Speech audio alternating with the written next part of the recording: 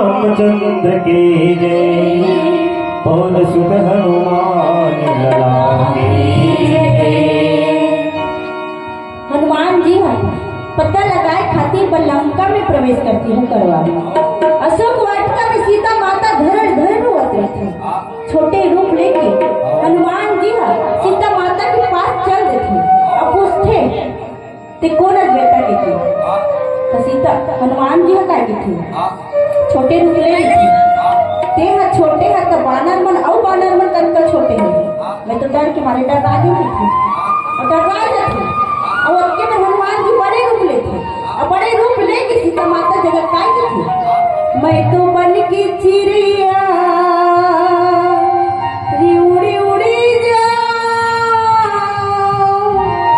लंका में बैठी माता।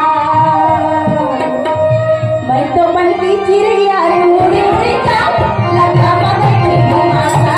मैं तो बन की चिड़िया उड़ी उड़ी जाऊं, लंका में बैठी माता।